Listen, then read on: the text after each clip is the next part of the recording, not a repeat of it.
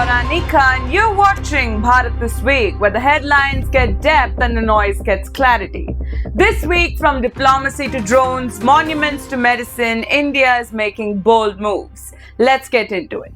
IIT Bombay cuts ties with Turkish universities, joining JNU and Jamia. IIT Bombay has ended academic partnerships with Turkish institutions. The move follows Turkey's backing of Pakistan, which used Turkish-made drones to attack Indian targets after Operation Sindoor.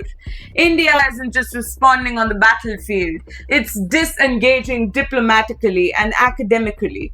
This is not retaliation, this is strategy with intent. Some good news in defense market post-Sindoor surge. While bullets paused at the LOC, orders are booming for Bharat's defense sector after Operation Sindoor. Global attention has turned to Indian-made defense technologies, from drones and electronic warfare systems to AI-based surveillance. Countries in Africa, Southeast Asia, and Latin America have reportedly reached out for joint ventures and tech transfers. India is no longer just a buyer. It is now a trusted supplier, an emerging defense hub, and a strategic alternative to China and Russia. This is how Bharat builds deterrence, not just on the battlefield, but in the global marketplace. A fire near Hyderabad's iconic Charminar claimed 17 lives today, 8 of them children. The cause? An electrical short circuit in a pearl shop. The building had no fire exit, just one narrow staircase and zero compliance with safety norms. This wasn't a freak accident.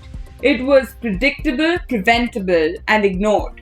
The Telangana government has announced 5 lakh compensation. PM Modi added 2 lakh more. But here's the question. Why is India always better at paying after a tragedy than preventing one? Charminar stood for 400 years, surviving wars, storms, and centuries of wear. But the city around it is burning in negligence. AI in healthcare, India's silent revolution. Away from the noise of geopolitics, a quiet transformation is reshaping Indian healthcare. Driven by artificial intelligence, from cancer detection to rural diagnostics, AI is bridging India's healthcare divide. Startups like Niramai use thermal imaging and AI to detect breast cancer, no radiation, no pain, and at a fraction of the cost. In rural Bihar and Odisha, pilot programs are using AI-driven diagnostic kiosks to identify heart, kidney, and respiratory issues in under 10 minutes. Hospitals like AIIMS and Narayana Health are implementing AI for predictive care, spotting risks before symptoms appear.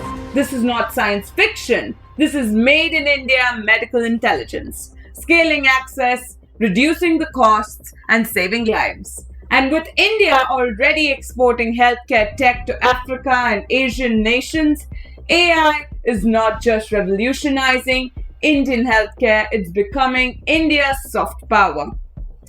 In a dramatic development, Baloch nationalist leaders have declared independence from Pakistan, urging the UN to recognize the Democratic Republic of Balochistan, citing decades of repression, disappearance, and human rights abuses.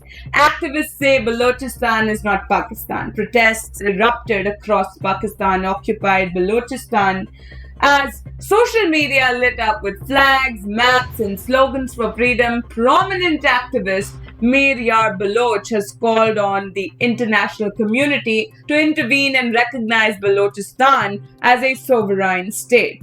Ironically, the same week, Pakistan's Balochistan appointed its first Hindu woman assistant commissioner. Chief Minister Bhukti called it a matter of pride, even as parts of the province demand separation, not symbolism. That's all for this week on Bharat This Week. Which story made you think and which one made you proud? Let me know in the comments. Until next time, I'm Laura Nika signing off. Don't forget to like, share, and hit the bell icon to stay sharp, stay aware, and stay with Bharat's rise.